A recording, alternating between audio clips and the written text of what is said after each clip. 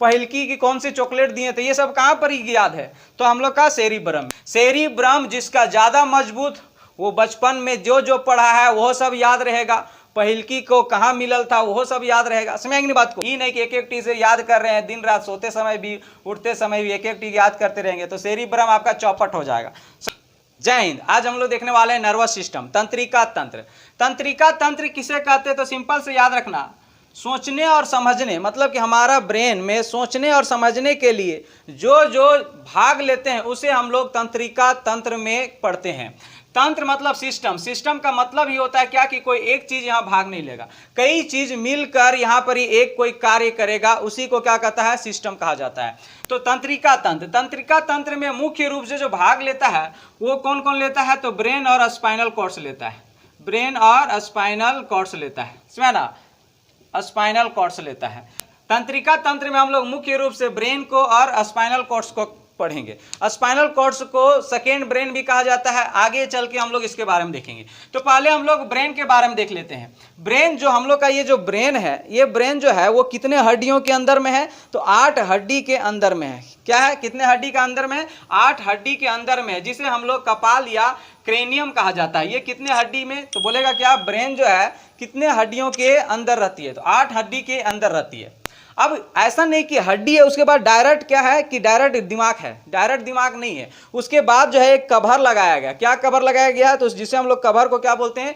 झिल्ली बोला जाता है। समझ ना? जैसे कि ये देखो, ये हड्डी है, इसके अंदर तुरंत नहीं है ब्रेन, इसके ऊपर क्या लगा हुआ है? तो एक झिल्ली लगा हुआ है। झिल्ली क्यों लगा हुआ है? तो झिल्ली इसको सेफ्टी देती है, प्रोटेक्ट करती है। किसको? ब्रेन को। नहीं देखते हैं टीबी वगैरह में भी क्या रहता है कि खोली के अंदर में टीबी, लेकिन टीबी से पहले एक क्या रहता है? रुई वगैरह में दिया रहता है ताकि इसमें टच होके हिले डोले नहीं। उसी तरह ब्रेन जो है वो कितने हड्डी में है? 8 हड्डी के अंदर में, लेकिन डायरेक्ट क्या है? ब्रेन और हड्डी का संपर्क नहीं है। ब्रेन के ऊपर में एक झिल्ली लगा हुआ है जिसे हम लोग क्या कहते हैं? मेनिंजेट्स झिल्ली। तो क्वेश्चन कहेगा कि ब्रेन जो है किस नामक झिल्ली के अंदर रहती है? तो मेनिंजेट्स नामक झिल्ली के अंदर रहती है। ये किस चीज का बना होता है? तो प्रोटीन से बना होता है। किससे बना होता है? तो प्रोटीन से बना होता है। हमारे शरीर में जितने भी झिल्ली होते हैं वो किस चीज का बना होता है? तो प्रोटीन का बना होता है। सिर्फ आंख में जो आंख का झिल्ली छोड़ के, आंख का झिल्ली जो रहता है वो कार्निया का बना रहता है, वो हम लोग आंख में पढ़ेंगे। ठीक है, ठीक है।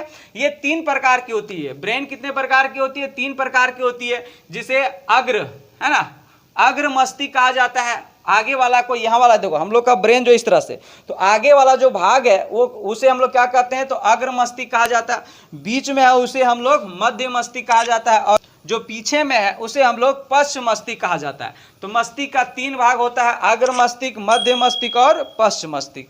ठीक है, इसके अंदर भी देखो अग्र मस्तिष्क का भी 3 भाग है, पश्च मस्तिष्क का भी 2 भाग है। इस तरह से हम लोग 1 बाय 1 करके पढ़ेंगे।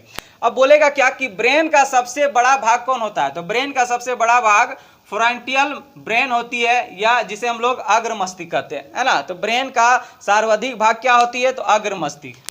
अब ध्यान से समझेंगे, ये जो पश्च मस्तिष्क है, पश्च मस्तिष्क के देखो यहाँ से, है ना, जिसे हम लोग छोटा दिमाग कहते हैं, तो यहाँ से जो है मेरु रज्जु आया रहता है। कौन आया रहता है? मेरु रज्जु। मतलब कि हम लोग स्पाइनल कॉर्ड्स जो है, ध्यान से देखेंगे, स्पाइनल कॉर्ड्स की संख्या कितनी? एक प्रकार के ये नसें होते हैं जो हमारे शरीर में जितना भी नसें गए हुए हैं सबको गुच्छा करके यहाँ से इधर करके पूरा ब्रेन में लाया गया है। तो ब्रेन में लाया गया है, कितने नस लाया गया है जिसे हम लोग स्पाइनल कॉर्ड्स कहते हैं? तो 31 जोड़ी, जोड़ी में दिया हुआ है 31 जोड़ी, और अगर ये डायरेक्ट दे देगा तो कितना हो जाएगा? 62 गो नस आया हुआ है। तो ये स्पाइनल कॉर्ड्स है ना, स्पाइनल कॉर्ड्स की संख्या कितनी होती है? जोड़ी में बोल देगा तो 31 जोड़ी, जिसे सेकेंड ब्रेन भी कहा जाता है, जो आगे हम लोग चल के पढ़ेंगे। अगर डायरेक्ट बोल देगा तो 62 गो होता है। इसकी स्पाइनल कॉर्ड्स की रक्षा कौन करती है? तो मेरुदंड करती है, जिसे हम लोग बैकबोन कहते हैं। हड्डी में हम पढ़ाए थे क्या कि बैकबोन, जिसे हम लोग मेरुदंड कहते हैं। मेरुदंड में हड्डियों की संख्या कितनी होती है? तो 26 होती है। मेरुदंड में कितनी होती है? 26। इसके अंदर से क्या रहती है? तो मेरु रज्जु आयु रहती है ना, ये मेरु रज्जु। ठीक है, मतलब कि कितना रहती है? 31 जोड़ी, और ये हमारे सभी ब्रेन में, ब्रेन के भाग में गया रहता है। तो इसी को क्या कहा जाता है? तो सेकेंड ब्रेन कहा जाएगा। तो बोलेगा क्या कि ब्रेन का मतलब सेकेंड ब्रेन किसे कहा जाता है? तो स्पाइनल कॉर्ड्स को। बोलेगा ब्रेन का सर्वाधिक भाग कौन सा होता है? तो अग्र मस्तिष्क होता है। ब्रेन के तीनों भाग हम लोग देख लिए, अग्र मस्तिष्क, मध्य मस्तिष्क और पश्च मस्तिष्क। अब हम लोग 1 बाय 1 करके देखते हैं। तो पहला हम लोग देख लेते हैं अग्र मस्तिष्क। अग्र मस्तिष्क का 3 भाग होती है, जिसे हम लोग सेरिब्रम, थैलेमस और हाइपोथैलेमस के नाम से जानते हैं। ये सब का कार्य हम लोग देख लेते हैं। तो पहला हम लोग देख लेते हैं सेरिब्रम का। सेरिब्रम ब्रेन का आगे, देखो ये वाला भाग, देखो अग्र मस्तिष्क, ये वाला पूरा का पूरा है अग्र मस्तिष्क। उसके बाद ये वाला आपका क्या हो गया, मध्य मस्तिष्क, और ये वाला क्या हो गया आपका पश्च मस्तिष्क। तो अग्र मस्तिष्क में ध्यान से, ये छोटा सा और ये यहाँ पर ही थोड़ा थोड़ा में क्या है, ये आपका हाइपोथैलेमस, ये आपका हाइपोथैलेमस और ये आपका हो गया थैलेमस, समझे ना। तो ध्यान से समझेंगे, ये ब्रेन जो है, ब्रेन का अधिकांश भाग किसमें पाया जाता है, तो अग्र मस्तिष्क में पाया जाता है, समझा ना। लेकिन कभी कभी अग्र मस्तिष्क ऑप्शन में रहेगा ही नहीं। क्वेश्चन का देगा कि ब्रेन का सर्वाधिक भाग क्या पाया जाता है, ऑप्शन में अग्र मस्तिष्क कभी कभी रहता ही नहीं है। तो उस समय आपको क्या मारना है, तो सेरिब्रम को मारना है। सेरिब्रम जो है वो पूरे मस्तिष्क का 2/3 भाग है। कितना है, 2/3 भाग, लगभग 66% है, लगभग 66%। एकले कौन है, तो सेरिब्रम है। सेरिब्रम जो है दिमाग के आगे में, मतलब कि ये ब्रेन है तो ब्रेन का जस्ट यहीं पर ही आगे में है कौन, सेरिब्रम। सेरिब्रम आगे होने के कारण इसे क्या कहा जाता है, तो प्रमस्तिष्क भी कहा जाता है। क्या कहा जाता है, प्रमस्तिष्क। तो कभी कभी देखो बोल देगा क्या कि ब्रेन का सर्वाधिक भाग कौन सी पाई जाती है, सर्वाधिक भाग कौन सी पाई जाती है। हम पढ़ाएं अग्र मस्तिष्क ऑप्शन में नहीं है, सेरिब्रम भी नहीं है। तो आप देखेंगे क्या ऑप्शन में क्या है, तो प्रमस्तिष्क। इसकी मुख्य कार्य क्या है, तो इसे देखो स्मृति ज्ञान मतलब कि मेमोरी कार्ड कहा जाता है। बोलेगा क्या कि मेमोरी कार्ड किसे कहा जाता है, तो सेरिब्रम को कहा जाता है। मेमोरी कार्ड कहने का मतलब कि बचपन से लेके आज तक हम लोग जितना कुछ भी पढ़े लिखे, ये सब कहाँ पे जाके स्टोर है, तो स्मृति ज्ञान। सिंपल से याद रखें, इसे क्या बोला जाता है, मेमोरी कार्ड।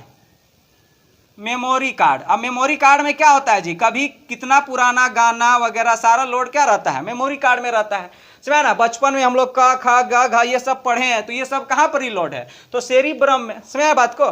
पहिलकी की कौन सी चॉकलेट दिए थे, ये सब कहाँ पर ही याद है, तो हम लोग का सेरिब्रम। अपनी लाइफ में पीछे जो भी घटना हुई है और वो सब याद है, तो वो किसके कारण याद है, तो स्मृति ज्ञान के अकॉर्डिंग, मतलब कि सेरिब्रम में जाके सब स्टोर है, समझा ना। तो स्मृति ज्ञान किसे कहते हैं, तो सेरिब्रम को कहते हैं। सेरिब्रम जिसका ज्यादा मजबूत, वो बचपन में जो जो पढ़ा है वो सब याद रहेगा, पहिलकी को कहाँ मिलल था वो सब याद रहेगा, समझेंगे बात को। लेकिन जिसका सेरिब्रम कम, तो कल मिल रहा है क्योंकि भूल जाएगा, समझे बात को। तो सेरिब्रम को तेज करने के लिए, मतलब कि ज्यादा दिन का याद अच्छी तरह से याद रहे, इसके लिए क्या करना पड़ेगा, तो अलग अलग डिफरेंट चीज आपको पढ़ना पड़ेगा, डिफरेंट चीज आपको सोचना पड़ेगा। एक एक नहीं कि एक एक टीके फनियाते रहे हैं, वही वो लेके सोच रहे हैं, तो इसी में आपका क्या हो जाएगा, सेरिब्रम और कमजोर हो जाएगा।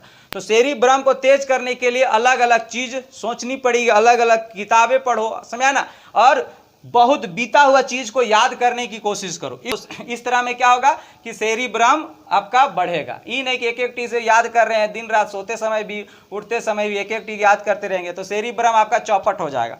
आगे हम लोग देख लेते हैं थैलेमस। थैलेमस क्या करता है, तो हमारी बाहरी जानकारी को कौन बताता है हमें, तो थैलेमस बताता है। जैसे कि हमें मौसम ठंड है कि गर्म है, ये कौन बताएगा हमें, तो दिमाग का थैलेमस बताएगा, समझा ना। क्या बताएगा, थैलेमस। मतलब कि ये बाहरी चीजों की बताती है ना, बाहरी चीज को बताती है, समझा ना। बाहर का मौसम के बारे में बोलेगा, मौसम ठंड है, ये दिमाग का कौन सा भाग बताएगा, तो थैलेमस बताएगा। मौसम गर्म है, ये कौन बताएगा, तो थैलेमस बताएगा। कोई आपको इस तरह से झपड़ा रहा है कि शाबाशी दे रहा है कि मुक्का मारा, ये सब कौन बताएगा, बाहर चीज में जितना भी बाहर से कुछ घटना होगी वो सारा का सारा कौन बताएगा, थैलेमस। जैसे बाहर में मौसम के गर्म ठंड के बारे में बताएगा, है ना, ठंड के बारे में बताएगा। बाहर से कोई आपको मार रहा है, समझा ना, बाहर से आपको कोई मार रहा है तो दर्द होगा, तो उस दर्द के बारे में कौन बताएगा आपको, तो थैलेमस बताएगा। जैसे एक मच्छर काट रहा था, अचानक ये हाथ अचानक ऐसे आ जाता है, तो ये कैसे जान गए कि मच्छर यहीं पर ये काट रहा था, तो ये हमें कौन बताया था, तो थैलेमस बताया। क्योंकि बाहरी से कुछ चीज, जैसे कोई आपको काट रहा है, मतलब कोई आपको मार रहा है, कोई आपको थपथपा रहा है, जैसे कोई शाबाशी देने के चक्कर में कोई ऐसे झपड़ा देता है, बोलता तुम झपड़ा दिया, ये कैसे पता चल गया कि झपड़ा दिया, थैलेमस बता दिया कि शाबाशी का कुछ और होता है, ये झपड़ा दिया, समझ ना। आगे हम लोग देख लेते हैं हाइपोथैलेमस। हाइपोथैलेमस इंटरनल बताता है, ये एक्सटर्नल, ये इंटरनल, है ना। कौन बताता है, ये इंटरनल बताता है। इंटरनल कहने का मतलब कि अंदर में क्या हो रहा है ना, उसको बारे में कौन बताएगा, तो हाइपोथैलेमस बताएगा। ये इंटरनल बताता है। इंटरनल कहने का मतलब क्या कि अंदर में जो कुछ भी होगा, जैसे बाहर से कोई लतिया रहा है या थपड़ा रहा है तो ये कौन बताएगा, थैलेमस बताएगा। लेकिन अंदर में आपका पेट दर्द हो रहा है तो ये कौन बताएगा, हाइपोथैलेमस बताएगा। समझे ना, पेट में गुड़गुड़ी हो रही है, गुड़गुड़ी, तो ये कौन बताएगा, तो हाइपोथैलेमस बताएगा। अंदर में भूख लग रही है तो भूख को कौन बताएगा, भूख को कौन बताएगा, भूख को हाइपोथैलेमस बताएगा। प्यास, प्यास को कौन बताएगा, हाइपोथैलेमस बताएगा। आपको प्यास लग रही है ये कौन बताएगा, हाइपोथैलेमस बताएगा। समझे ना, तो अंदरूनी चीज कौन बताता है, तो हाइपोथैलेमस। जैसे भूख, प्यास हो गया, दर्द हो गया, गुड़गुड़ी हो गया, पेट दर्द दे रहा, ये सब कौन बताएगा। समझे ना, टॉयलेट लग रहा है 1 नंबर लग रहा है कि 2 नंबर, ये सब कौन बताएगा, तो हाइपोथैलेमस बताएगा। लेकिन बाहर के चीज वाले कौन बताएगा, तो थैलेमस। समझे ना, और पहलकी को क्या दिए थे वो कौन, कहां पर याद है, तो सेरिब्रम में याद है। तो सेरिब्रम को क्या कहते हैं, तो स्मृति ज्ञान कहते हैं। समझे ना, क्या कहते हैं, स्मृति ज्ञान, मेमोरी कार्ड कहा जाता है। तो देखो, थैलेमस बाहरी को, हाइपोथैलेमस अंदरी चीज को। समझे ना, ये दर्द, गुड़गुड़ी, भूख, प्यास, टेंशन, समझे ना, सुख दुख सब यही बताता है ना। आप सुखी हैं कि दुख हैं, ये सब कौन बताएगा, सुख दुख, दुख ये सब कौन बताएगा, तो हाइपोथैलेमस बताएगा। प्यार, प्यार, देखो प्यार,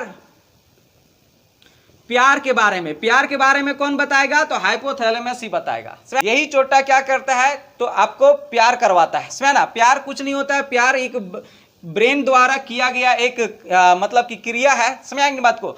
जैसे देखिएगा, हाइपोथैलेमस कब एक्टिव हो, ये हमेशा एक्टिव नहीं रहता है। सिंपल से याद रखो, आपको हमेशा भूख लगते रहता है, नहीं लगते रहता है। समझे ना, आपको हमेशा प्यास लगते रहता है, नहीं लगते रहता। कभी प्यास लगा, पानी पी गए, हाइपोथैलेमस जो एक्टिव था वो खत्म हो गया।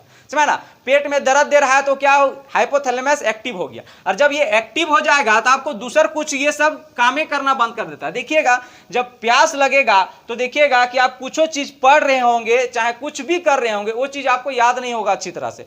क्योंकि अगर हाइपोथैलेमस एक्टिव हो जाता है तो अन्य चीज को क्या कर देता है, डिस्टर्ब कर देता है। समझे ना, अन्य चीज को मतलब अन्य ब्रेन को क्या करता है, काम करने से रोक देता है। भले ये छोटा सा ही है, हाइपोथैलेमस छोटा सा ही, लेकिन अगर ये एक्टिव हो जाएगा तो दूसरे ब्रेन को, पूरा ब्रेन को क्या कर देता है, डिस्टर्ब कर देता है, कार्य करने ही नहीं देता है। समझे ना, और ये हाइपोथैलेमस एक्टिव हो जाता है, हमेशा एक्टिव नहीं रहता है। जब कुछ चीज के बारे में आप सोचते रहेंगे तो आपको एक्टिव हो जाएगा। जैसे कि आपको लगेगा कि हमको भूख लग रहा है। देखो, भूख और प्यास तो ये तो खैर जनरल बातें हैं। समझे ना, अगर कोई लड़की को 7-8 सेकंड लगातार देखते जाएंगे तो उससे क्या हो जाएगा, आपका एक्टिव हो जाएगा कौन, हाइपोथैलेमस, जिसके कारण आपको क्या हो जाएगा, प्यार हो जाएगा। जब प्यार हो जाएगा तो हाइपोथैलेमस क्या रहेगा, एक्टिव रहेगा। जब एक्टिव रहेगा तो ये सेरिब्रम और थैलेमस को मतलब कि अन्य ब्रेन को भी काम करने नहीं देता है। समझे ना बात को, इसीलिए प्यार हो जाएगा तो आदमी सब पढ़ने नहीं लगता है। समझे ना, कहीं नहीं, सब इसी में खोया रहता है।